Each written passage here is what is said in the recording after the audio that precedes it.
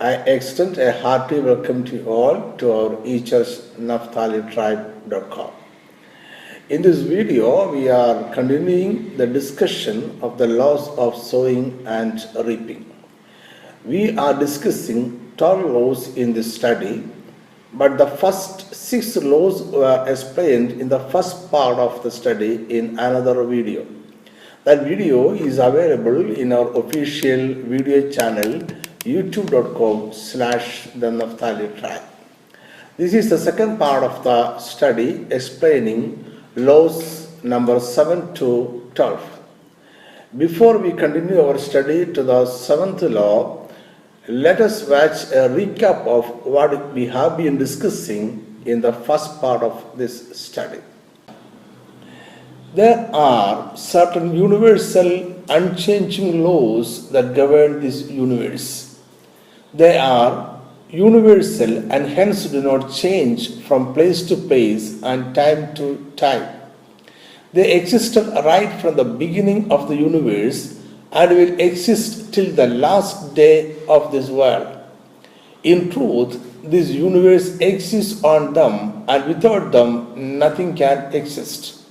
A change in a jot or line of these laws affects the whole universe, even to its self-destruction.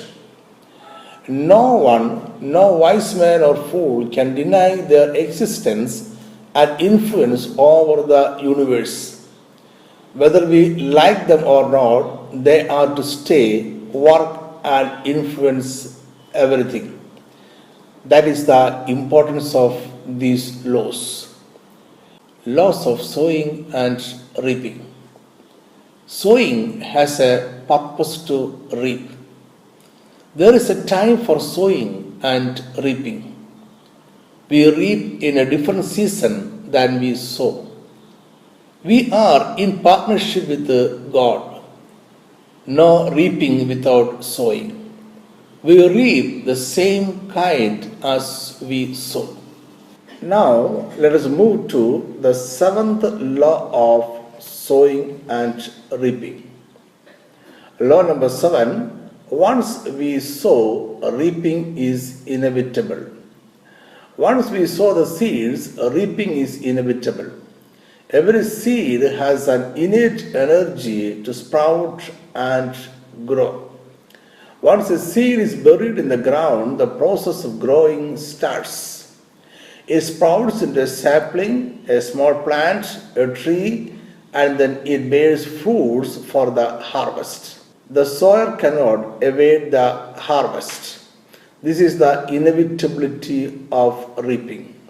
For example, you are sowing a small seed in the ground near your house. In a congenial atmosphere, the seed sprouts and a sapling comes out. Then it grows into a small plant and then to a small tree bearing fruits. After some time, it matures and starts bearing fruits, and you make the harvest. Suppose you dislike the fruits and refuse to reap the harvest. Still, the tree is in your garden and will continue to bear fruits. If you refuse to reap, all the fruits of the tree will fall on the ground near your house. The tree will reap itself. Reaping is unavoidable. The awesome truth about reaping is that we reap not only what we have sown, but also what others have sown. This may be good or bad, but we reap the harvest of other humans also.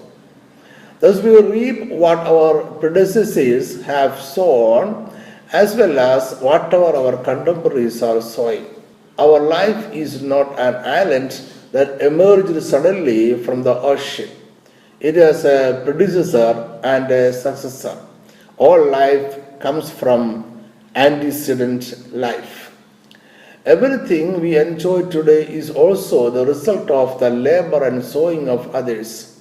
What we reap was planted either naturally or purposefully by God or other human being. We often eat the fruit of a tree that we have rented non-labor, and we have the privilege to entering into the labor of others. This is known as the law of inheritance. John chapter 4, verse 38. I send you to reap that for which you have not labored, others have labored, and you have entered into their labors. Though the choice of sowing belongs to another person, often we suffer the consequence. We often inherit the harvest, whether it is positive or negative, good or evil. Remember, we cannot reap a different kind than what has been sown. We are often proud to say that we have inherited wisdom, talents, and special abilities from our forefathers. That means we have inherited a harvest of everything that they have sown. Thus, we reap blessings and joy, curses and sorrow as their inheritor. So, as we saw now, let us keep in mind that our descendants will surely reap a harvest. If we sow good seeds, our children will reap blessings. If we sow evil, our children will reap evil. This law speaks not only about the seeds sown by our forefathers. We are enjoying a comfortable living because of what our contemporaries are sowing. We are now in this century living in an insecure period because of what our contemporaries are sowing. Law number 8, we reap more than we sow. No fact is more significant and sobering than this one. It is a principle decreed by God that one seed may produce 100-fold harvest. The harvest is always greater in number than the seeds planted.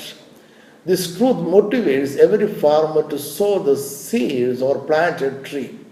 If he reap only what has buried in the ground in number, he would be on the losing end. And nature cannot feed humans, and it cannot sustain itself without a greater harvest than the seeds sown. Reaping more than we sow is fundamental to the laws of the harvest. This is not just true for the agriculture world alone, it is true for nearly every aspect of our life.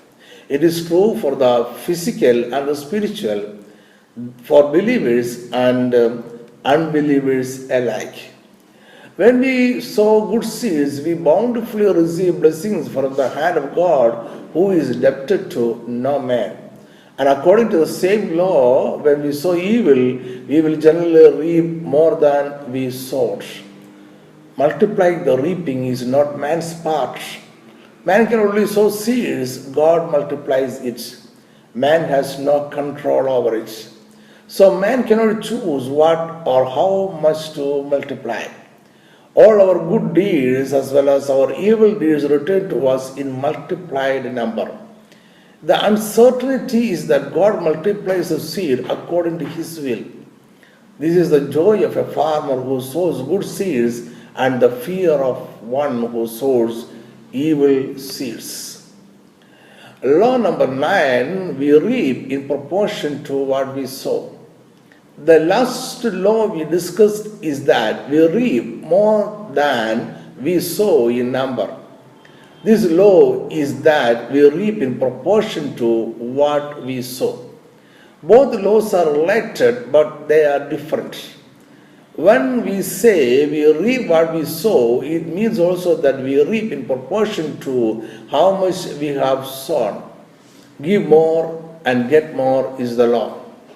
For example, we have sown one seed and a good harvest may give us 100 fruits. This is according to the law that we reap more than we sow. When we sow 2 seeds, we reap 200 fruits, and for 3 seeds, we reap 300, and for 4 seeds, it is 400 fruits. This is the proportion theory of sowing and reaping. We reap more and proportionate at the same time. The last law deals with the quantity and the amount, while the last law is about God's part in sowing or reaping. The present law is about man's responsibility to sow for a rich harvest. God's part is that whatever is sown is multiplied manifold. Man's part is that, trusting in God's sovereign providence, he needs to sow all the good seeds he can and leave the result to God. In essence, the laws of sowing and reaping mean as now, so then. That means today we are becoming what we will be the rest of our lives.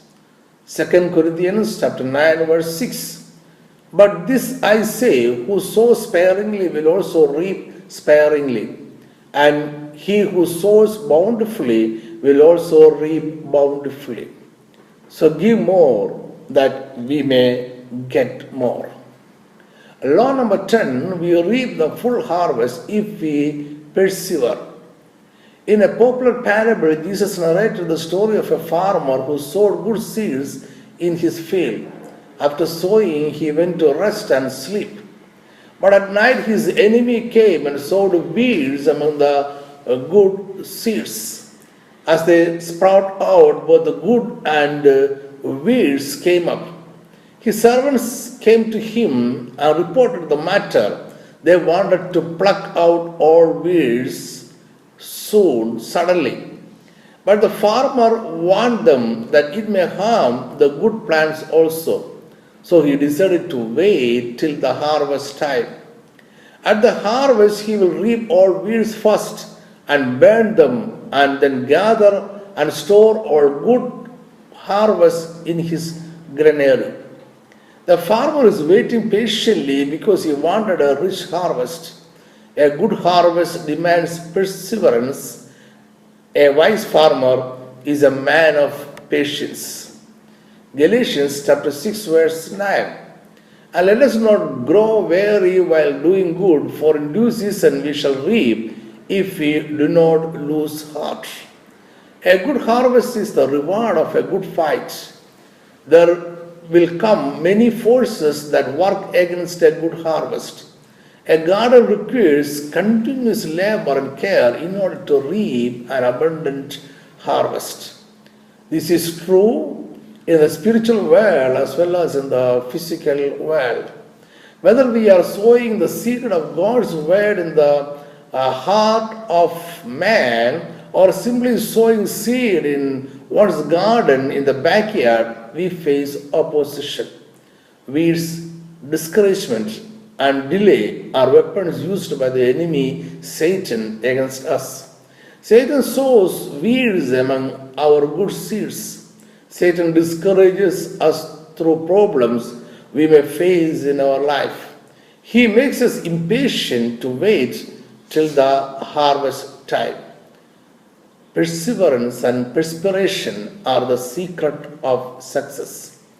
Endurance and hard labor is the key to success.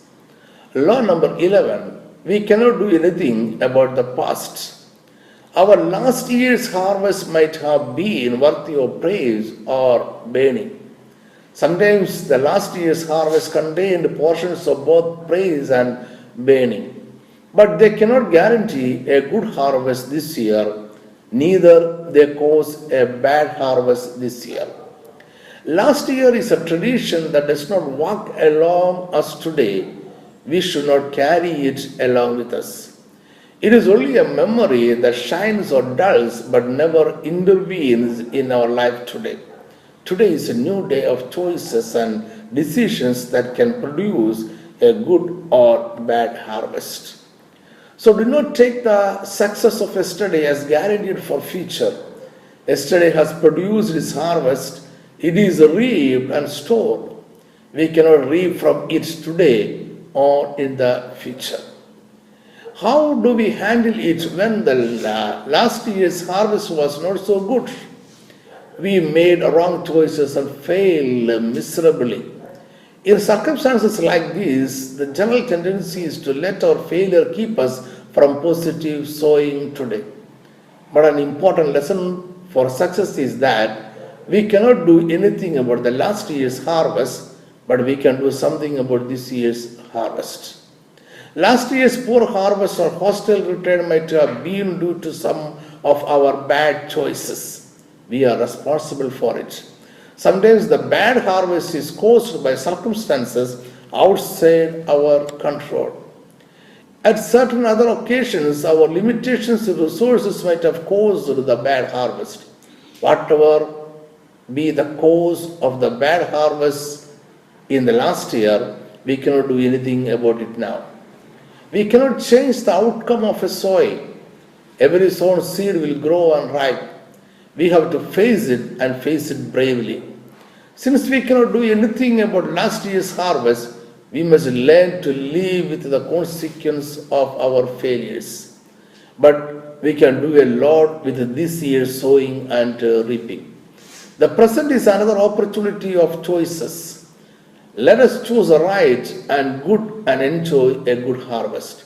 So commit ourselves to this year's harvest.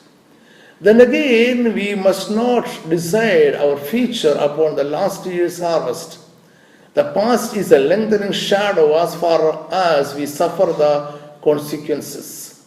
But it is not a controlling force over our choices today. We are free to make different choices than from the past. The past is a lesson for wise choices today.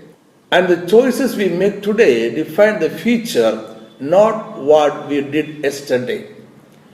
It is not the experience of today that drives men mad. Often we are driven mad by the remorse or bitterness of something which happened yesterday and the dread of what tomorrow may bring. Let us therefore journey but one day at a time. Inaction, brooding, wallowing is not the solution. Taking the right choice and sowing again is the only way to a good harvest. Law number 12, the law of sowing and reaping is forever. The law of sowing and reaping is forever. It shall operate until the end of this world. Sowing and reaping is a continuous process. Sow the seed and reap after it. Again, sow your seed after reaping. Reaping comes again after sowing. This is one of the major laws on which the universe functions. So sow your seed at the right time, considering not the circumstances. Life is full of uncertainties. Life is never safe from uncertainties. So stop not from a bountiful sowing, looking at your circumstances. If you are sowing in partnership with God, just trust the Lord. We can't wait for perfect conditions to sow our seeds. Nor can we wait for things to be free of all risks. There is no time absolutely safe. Partner with God, take risk and live by faith. Let me read 3 verses from Ecclesiastes chapter 11. Ecclesiastes chapter 11 verse 1, 4 and 6. Cast your bread upon the waters, for you will find it after many days. He who observes the wind will not sow, and he who regards the clouds will not reap. In the morning sow your seed, and in the evening do not withhold your hand, for you do not know which will prosper, either this or that, or whether both alike will be good. There is no escape from the laws of sowing and reaping. The laws of sowing and reaping are immutable, much like the laws of gravity. So live with it. Before we wind up the study, let us watch a recap of all what we have been discussing regarding this topic. Laws of sowing and reaping. Sowing has a purpose to reap. There is a time for sowing and reaping. We reap in a different season than we sow. We are in partnership with God. No reaping without sowing. We reap the same kind as we sow. Once we sow, reaping is inevitable. We reap more than we sow. We reap in proportion to what we sow. We reap the full harvest if we persevere. We cannot do anything about the past. The law of sowing and reaping is forever. I hope this message has been a blessing to you all. Let us meet again next Sunday with another message. Thank you for listening. May God bless you. Amen.